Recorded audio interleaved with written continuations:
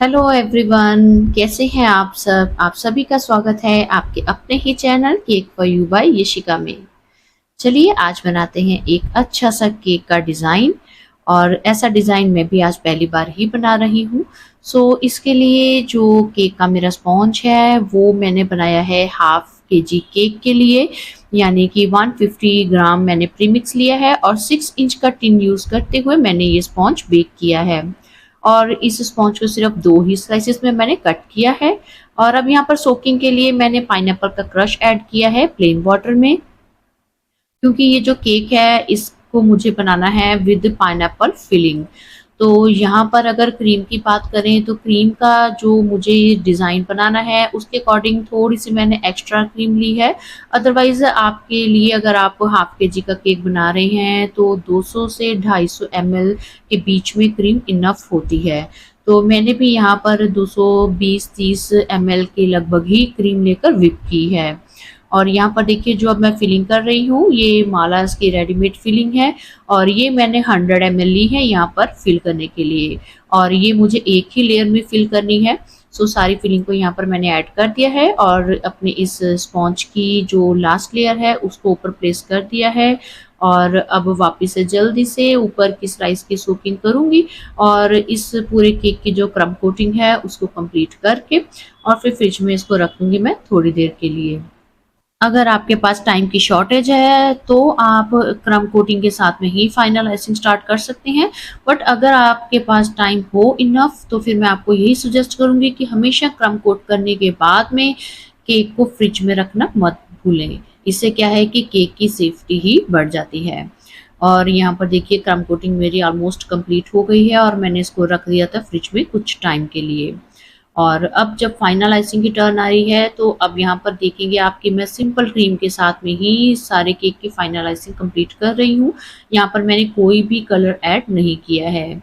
Actually ये जो cake है ये कस्टमाइज केक है और इसका डिज़ाइन जो है वो मेरे क्लाइंट ने चूज़ किया था।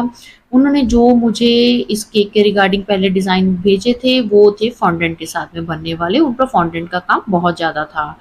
बट जब मैंने उनको केक का सारा बताया कि इसमें ये फॉन्डेंट का काम होगा, ऐसे-ऐसे करना है, तब उन्होंने कहा कि नहीं ये काम आप अगर कर सकते हैं तो क्रीम के साथ में कर दीजिए। उनको फॉन्डेंट का टेस्ट जो है ना वो ज़्यादा पसंद नहीं है। बच्चे तो खा लेते हैं बट बड़े पसंद नहीं करते।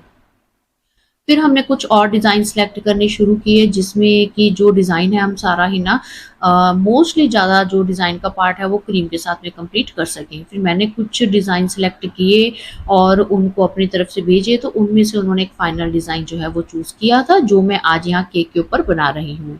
तो आप साथ के साथ देख ही रहे हैं कि मैं किस तरीके से फाइनल आइसिंग को कंप्लीट कर रही हूँ।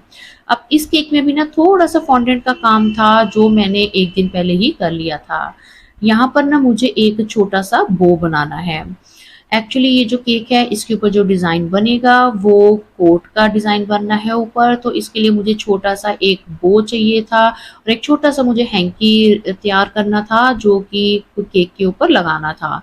और कुछ बटन्स चाहिए थे मुझे। सारे केक में बस फॉन्डेंट के साथ में होने वाला यही काम था।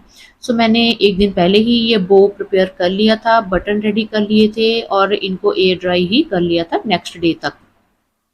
बट नेक्स्ट डे जब मैंने केक के पास में इसको रख कर देखा तब मुझे लगा कि ये साइज़ में ना बहुत बड़ा बन गया है बो। क्योंकि एक दिन पहले तक मेरे पास कुछ आइडिया नहीं था मैं जिसके हिसाब से बनाती। नेक्स्ट डे जब जैसे ही मुझे रियलाइज़ हुआ तो मैंने एक और छोटा बो भी बनाकर तैयार कर लिया था। और वो भी केक पर रखने के टाइम तक मेरा अच्छे से एयर ड्राई हो गया था। अब देखिए मैंने बो बनाया है और उसके बाद में छोटा-सा मैंने हैंकी बनाया है पॉकेट में रखने के लिए। बस आइडिया से ही मैंने कुछ ऐसे शेप देते हुए फॉन्डेंट को इस तरीके से मोल्ड कर दिया था। और अब मुझे कुछ बटन्स बनाने हैं और वो मैं ब्लैक फॉन्डेंट के साथ में बना लूँगी बटन की शेप में।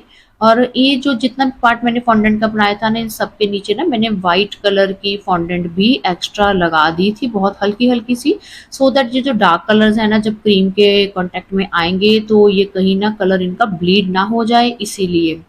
तो देखिए ये है वो बो जो मैंने नेक्स्ट डे छोटा-सा ऑन द स्पॉट ही जल्दी से बनाकर तैयार किया था कि इन दोनों में से जो भी साइज़ ठीक लगेगा वो मैं केक के ऊपर रख दूँगी। तो यहाँ आप देख सकते हैं मैंने व्हाइट पार्ट जो फॉन्डेंट का है नीचे स्टिक कर दिया है। अब देखिए ये डिज़ाइन के अकॉर्डिंग जो मुझे केक के ऊपर ना सबसे पहले मार्किंग करनी थी। केक को काफ़ी टाइम मैंने फ्रिज में रखा, फाइनल आइसिंग कंप्लीट होने के बाद में फिर जो डिज़ाइन था वो मैं अभी आपको दिखाती हूँ कि क्या डिज़ाइन मैं बना रही हूँ। हो सकता है कि यहाँ पर आपको प्रॉपर ये जो व्हाइट केक के ऊपर मार्किंग ना दिखे, बट जब आप साइड में डिज़ाइन देखेंगे तब आपको पता लग जाएगा कि मैं एक्चुअली में यहाँ पर क्या बना रही हूँ। तो अब इस डिज़ाइन से रिलेटेड कुछ ज़रूरी बातें कर लेते हैं। अगर आप ऐसा कोई डिज़ाइन बना रहे हैं तो सबसे पहले आपको ना केक के सेंटर पार्ट में मार्किंग करनी होगी, जहाँ पर जो बटन हमने प्लेस करने हैं वो वाला पार्ट। वहाँ पर एक लाइन लगाई है मैंने, फिर उसके आस-पास मैंने 2 स्लैंट लाइन्स लगाई हैं जो कि केक के ऊपर वी की शेप में आपको दिखाई दे रही होंगी, और साइड पर मैंने कॉलर का डिज़ाइन बनाया है।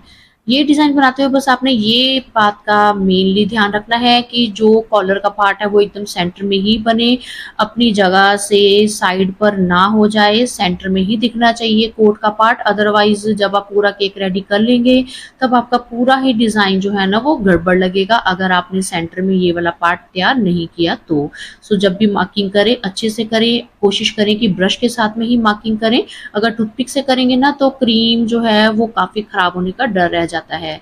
ब्रश का आगे का पार्ट सॉफ्ट होता है, हल्का सा फेदर टच करते हुए ही आप ब्रश के साथ में जब यूज़ करेंगे, मार्किंग करेंगे, तो अगर हल्की सी क्रीम ख़राब भी हो जाती है आप उसको साथ के साथ ठीक कर सकते हैं। तो यहाँ पर देखिए जो पार्ट मैंने बनाया था उसमें मैं कलर कर रही हूँ। यहाँ पर मैंने जो M1 शेप की नोज़ल होती है उसके जैसी ही सबसे छोटे साइज़ की मेरे पास नोज़ल थी, उसका यूज़ किया है, और उसके साथ में मैंने स्टार पाइप कर दिए हैं इस कोट के कॉलर वाले पार्ट में। और उसके बाद में यहाँ पर मुझे देखिए जो एक बॉर्डर बनाना था इसके ऊपर, वो वाला बॉर्डर का पार्ट भी मैंने सेम नोज़ल के साथ में ही बनाया है, और क्रीम में मैंने ब्लैक कलर को ऐड किया है, ये वाला डार्क ग्रे टोन का कलर बनाने के लिए।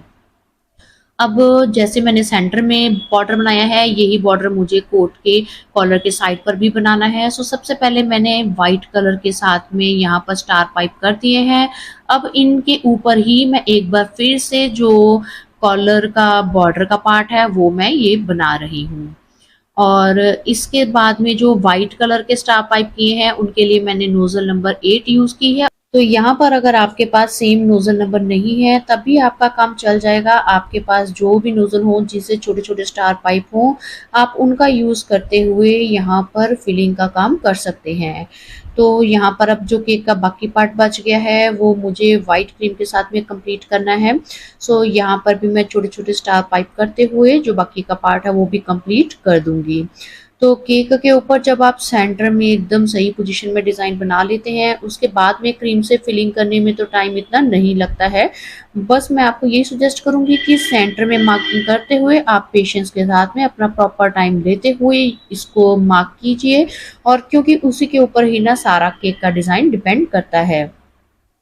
तो ये वाला पार्ट देखिए मैंने कंप्लीट कर दिया था। उसके बाद में जब बॉर्डर भी बनाना था, तो जैसा कि फ़ोटो में था बॉर्डर भी मैंने दोनों कलर की क्रीम्स के साथ में ही बना दिया था। पहले मैंने व्हाइट क्रीम के साथ में नीचे थोड़ा-सा बड़ा-बड़ा बॉर्डर बनाया, फिर उस बॉर्डर के पार्ट को कंप्लीट करने के बाद में अभी मेरे पास ग्रे कलर में क्रीम बची हुई थी, और ये जो बॉर्डर एक बनाया इसके ऊपर ही ना थोड़ा-सा छोटे साइज़ में एक और बॉर्डर मैंने यहाँ पर बना दिया था। और जब नीचे भी डबल शेड के बॉर्डर बन गए थे तब केक की जो लुक है वो और भी ज़्यादा अच्छी लग रही थी देखने में। तो इतना ही काम था इस केक के ऊपर क्रीम के साथ में करने वाला। तो यहाँ पर देखिए ये है केक का फाइनल वेट, इसमें से आप 75 टू 80 ग्राम बोर्ड का वेट माइनस कर लीजिए। अब यहाँ पर लास्ट में देखिए जब केक को डिलीवर करना था उससे पहले ही मैंने यहाँ पर फॉन्टेंट प्लेस किया है। यहाँ पर मैंने छोटे साइज़ का बो लगाया है, उसके नीचे एक टूथपिक इंसर्ट कर दी थी, और जो हैंकी का पार्ट है इसके नीचे भी मैंने छोटी सी टूथपिक इंसर्ट कर दी थी, सो दैट ये अपनी जगह से मूव ना करे। अब बड़े ही केयरफुली यहाँ पर टर्न आती है सेंटर में बटन रखने की। आपने देखा कि मैंने रेड और ब्लैक दोनों ही फॉन्डेंट के काम के नीचे ना मैंने वाइट फॉन्डेंट लगा दी है, कि अगर केक ज़्यादा देर तक फ्रिज में रहता भी है तो ये जो डार्क कलर हैं ये ब्लीड ना करें, जिससे कि केक की पूरी ही लुक खराब हो सकती है। तो इस तरीके से ये जो मेरा केक का डिज़ाइन है वो मुझे कंप्लीट करना था, और आप फ़ोटो देख ही चुके हैं कि मुझे कैसा डिज़ाइन बनाना था। सो अब आप बताइए कि आपको मेरा आज का डिज़ाइन कैसा लगा, आपको ये डिजाइन पसंद आए तो अपने रिव्यूज मेरे साथ जरूर शेयर कीजिएगा। और अगर आपने अभी तक चैनल को सब्सक्राइब नहीं किया है तो जल्दी से चैनल को सब्सक्राइब कर दीजिएगा, ताकि मैं और भी ऐसे अच्छी ही डेकोरेशन की वीडियोस आपके साथ में शेयर करती रहूं। और यहाँ पर देखेंगे बो के ऊपर और ये जो रेड हैंकी है इसके ऊपर थोड़ा सा मैंने सिल्वर ग्लिटर भी लगा दिया था। तो देखिए अब केक की लुक कितना बढ़िया लुक लग रहा है इस केक का। तो चलिए जल्दी ही मिलते हैं एक और